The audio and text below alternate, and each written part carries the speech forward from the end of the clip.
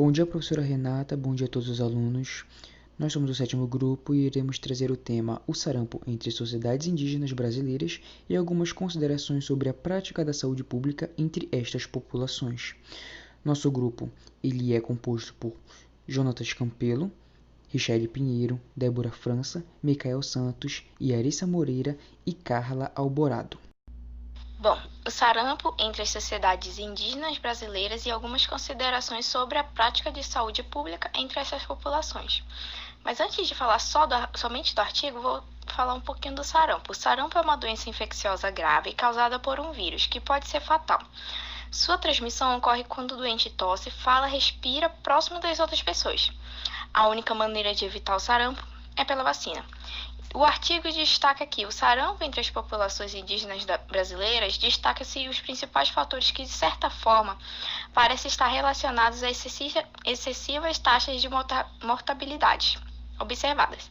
Em fase especial, será dado efeitos de epidemia na esfera da organização social cultural das diferentes sociedades, chamando atenção para o papel das escolas de saúde pública na promoção de saúde entre as populações indígenas e um conflito intercultural.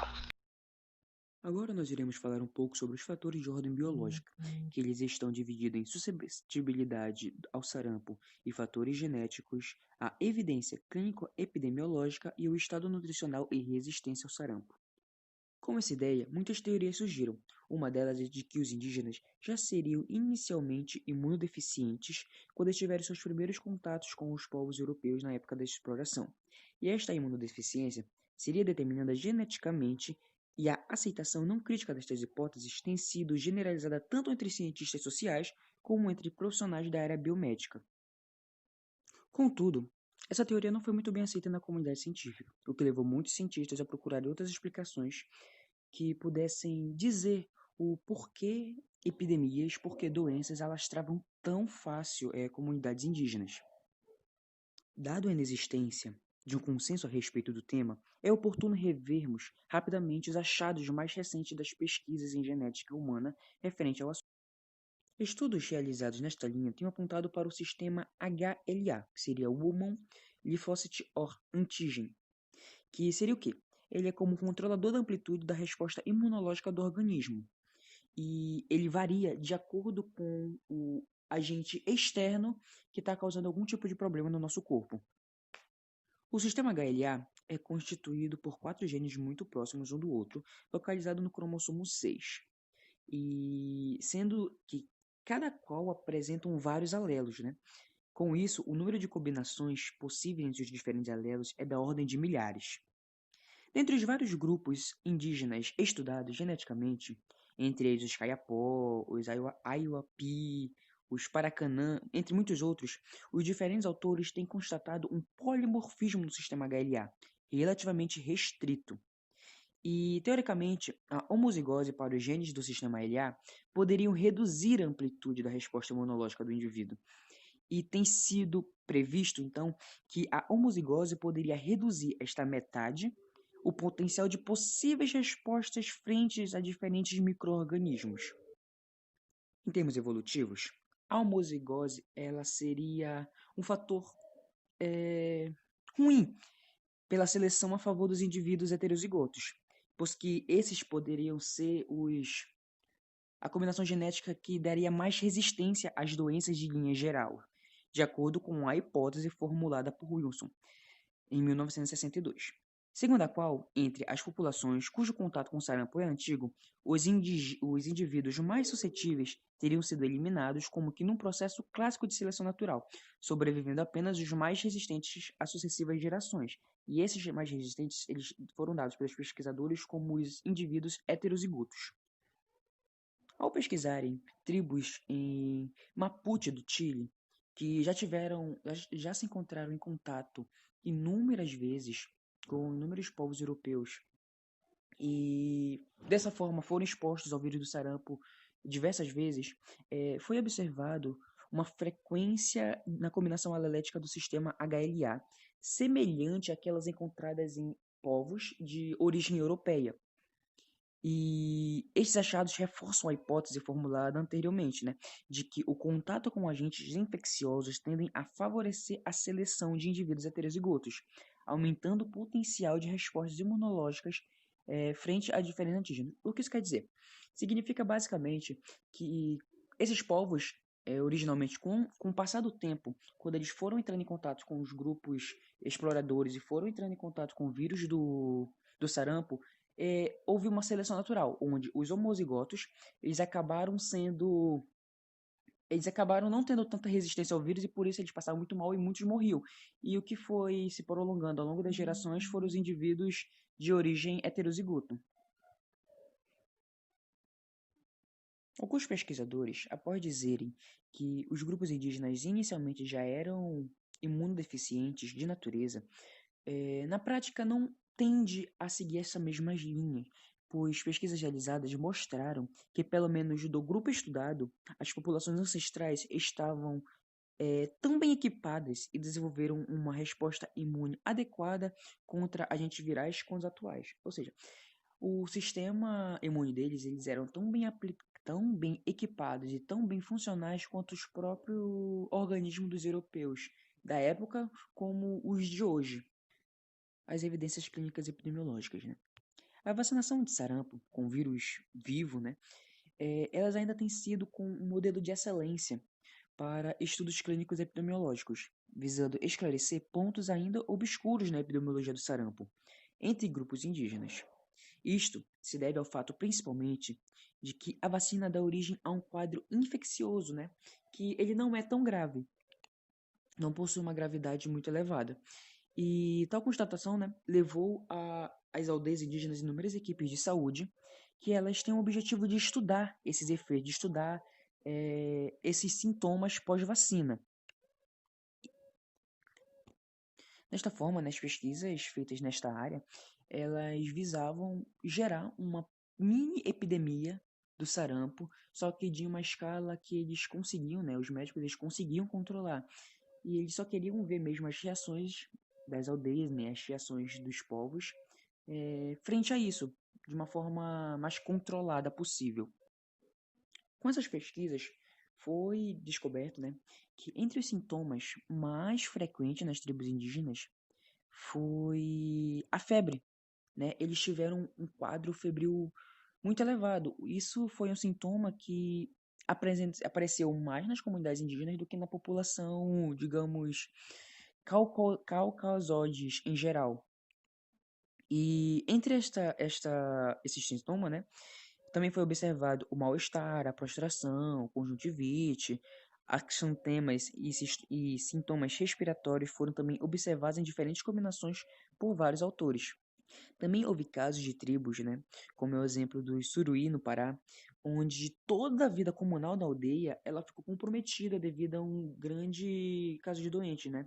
Por exemplo, os trabalhos pararam, as atividades normais que são praticadas na tribo ficaram completamente comprometidas porque as pessoas ficaram doentes, né, e não conseguiam trabalhar, não conseguiam fazer mais nada. Isso ocasionou inúmeros prejuízos, tanto para as tribos quanto para as próprias pessoas da tribo, as crianças, os velhos, né? E isso foi muito ruim. Uma coisa muito interessante nas pesquisas realizadas é no que se refere à resposta imune verificada entre estas populações, o número de anticorpos, né, eles foram considerados normais e proporcionais à intensidade de reação febril. Ou seja, eles tiveram a mesma resposta imunológica do que uma pessoa como eu, ou como você que está ouvindo, teria em relação a, no caso, sintomas de febre. E isso variou, né, em relação à gravidade da febre. Por exemplo, aqueles que tiveram uma febre mais grave, uma febre mais forte, eles desenvolveram uma resposta imune muito mais forte também para combater aquele tipo de febre. E aquelas pessoas que tiveram só uma febre de 37 graus por aí, a resposta imune deles não foi tão forte quanto os que tiveram uma resposta imune mais grave. Graças ao surgimento dessas contradições, né, que quebravam a teoria de que o indígena ele já seria fraco, né, ele seria imunodeficiente, alguns autores eles colocaram como prova de que o organismo do índio está geneticamente apto a responder imunologicamente frente a antígenos, né, frente a agentes externos, até então desconhecidos pelo corpo do próprio indígena. E face destas contradições, né, por um lado, os estudos genéticos sugerem então que o organismo do índio ele estaria de certa forma limitado em seu potencial de resposta imunológica. Mas, por outro lado, o inquérito sorológico ele revela então que a produção dos anticorpos eles está em níveis adequados após vacina. E faz necessário então, né, eles tiveram caso a necessidade de descobrir uma nova explicação que respondesse o porquê que os indígenas eles sofrem tanto com doenças dos tipos virais anormais do que as populações caucasóides normais. Alguns pesquisadores do artigo dizem que os índios citados, né, no próprio artigo, têm uma carência de proteína. Por quê? Pelo fato de eles terem ali conflitos entre tribos. E para suprir essa carência de proteínas, eles fazem o infanticídio, que seria matar crianças, bebês recém-nascidas, para suprir a carência de proteína. Essa questão se dá o nome de hipótese proteica. Só que essa hipótese ela não é comprovada cientificamente, porque os índios eles têm ali uma rica alimentação em proteína, rica em proteínas, né? Pelo meio que eles fazem, que é o meio da caça, e também eles têm ali vegetais também ricos em proteínas. E a questão da desnutrição se dá mais depois da epidemia do sarampo, pelo fato de que algumas tribos, né, elas não conseguem voltar ao cultivo dos vegetais, a caçar, porque estão debilitadas, e aí acaba ocorrendo a desnutrição. Então, o sarampo, né, seria mais a desnutrição, levando em consideração o sarampo, seria mais ali uma consequência do sarampo e não uma causa do sarampo por falta de nutrição. Resposta cultural frente às epidemiologias. Os povos indígenas apresentam particularidades socioculturais de cada etnia, que está diretamente relacionada a processos históricos de mudança social, econômica e ambiental de acordo com a expansão demográfica e econômica da sociedade nacional, nas diversas regiões do país. De acordo com pesquisas, acredita-se que uma das principais depopulações que se seguiu às epidemias foi a desestruturação socioeconômica das aldeias afetadas, o que comprometeu a provisão de água e de alimentos para os doentes, mais do que as debilidades imunológicas. Os índices de letalidade verificados durante epidemias de sarampo são elevados quando o grupo atingido é deixado à própria sorte, sem cuidados médicos básicos. Nessas ocasiões, o tipo de resposta do grupo ante a epidemia é com base em seu sistema de crenças e práticas médicas tradicionais. Do ponto de vista epidemiológico, a resposta da população pode muitas vezes direcionar o curso da epidemia, isto porque a forma pela qual percebem a origem da doença constitui um fator importante na determinação do tipo de comportamento assumido pelo grupo diante da epidemia, que pode ser: os indivíduos se amontoavam na casa comunal, isso gerava infecção em pessoas sadias, e abandonavam todos os serviços, causando a falta de alimento. Durante o surto de sarampo, entre os Anami, vários indivíduos ainda assintomáticos, mas provavelmente passando pelo período de incubação da doença, deixavam suas malocas para fugirem da epidemia, espalhando-se por outras aldeias. Acreditavam ser seres sobrenaturais que atacavam as aldeias, ou que tinham sido enfeitiçados por espíritos enviados pelos pajés feiticeiros de outras aldeias. Outra forma eram restrições dietéticas, que eram proibições em relação à ingestão de alimentos classificados como fortes, tais como peixe e carne, para os enfermos, pois sugerem que passam a contribuir para a debilitação do organismo. dia a todos. Eu fiquei com o tópico o período pós-epidêmico, desorganização social e sobrevivência. Irei explicar um pouco sobre esse tema, que é um surto de sarampo está avançando entre índios, com 67 casos de doença que foram confirmados entre indígenas da região. Isso quer dizer que os povos indígenas conhecem bem essa história. Desde o início da colonização, tiveram que aprender em seus corpos o que é uma epidemia. A epidemia matou 30 mil índios. Sobretudo, tiveram ajuda médica, alimentos que, se tivesse chegado mais rápido, vidas teriam sido poupadas. Mas os recursos eram escassos. A comunicação era precária e as dificuldades eram várias. E como naquele tempo não havia vacina, foram programas de vacinação que, a partir de 1970, levaram a inversos progressiva de cura demográfica, descendente aos povos indígenas. Isso quer dizer que, apesar da Organização Mundial de Saúde ter declarado os países americanos livres de sarampo, que em 2016 surto tem sido detectados em diversos lugares. Infelizmente, movimentos têm contribuído para a volta da doença, que poderia ser fatal.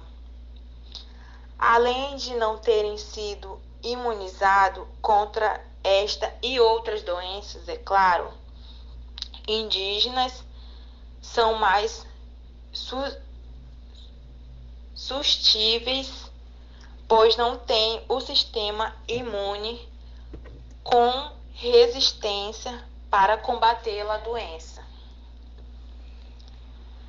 Isso quer dizer que os povos indígenas, eles poderiam até ter os seus remédios caseiros e tudo mais, mas não tinham aquela medicação apropriada para a doença. Muitos vivem em tribos remotos e não têm acesso ao serviço público em saúde. Por isso, ações governamentais urgentes deveriam ser tomadas quando indígena pega doença como sarampo. A influência da intervenção médica no curso das epidemias. Bom, a intervenção médica teve uma importância vital para a redução das taxas de letalidade pela doença na sociedade indígena. Ou seja, na população de Xingu, em 1954, teve uma taxa de 9,6% de letalidade. E na população de Yanomama ou Yanomami, em 1970, teve uma taxa de 8,8% de letalidade. Ou seja, ambos desse grupo receberam ajuda médica. Devido a isso, a letalidade manteve-se bem abaixo do índice esperado, em relação a outros grupos que tiveram esse mesmo impacto pelo sarampo. Bom, na presente revisão, procuramos mostrar que o estudo das epidemias entre sociedades indígenas toma-se um sarampo como exemplo, constituindo um assunto que requer, para sua compreensão, uma abordagem eminente e multidisciplinar, explicações multi-ocasionais, como as que atribuem a elevada taxa de mortalidade a uma deficiência imunitária. Bom, se por um lado não se pode descartar de toda a hipótese genética, procura-se explicar o efeito das epidemias com base unicamente nela, apresenta sérias dificuldades. Primeiramente, torna-se difícil sustentar essa hipótese quando se dá atenção ao contexto sociocultural em que ocorre a epidemia. Neste caso, a intercoerência de uma série de outros fatores, muitos dos quais apresentados óbvios, explicações epidemiológicas impossibilita o isolamento de um único como sendo responsável pela excessiva mortalidade. O elemento mais importante na definição do rumo a ser seguido pela epidemia é a provisão em tempo hábil de serviços básicos de saúde.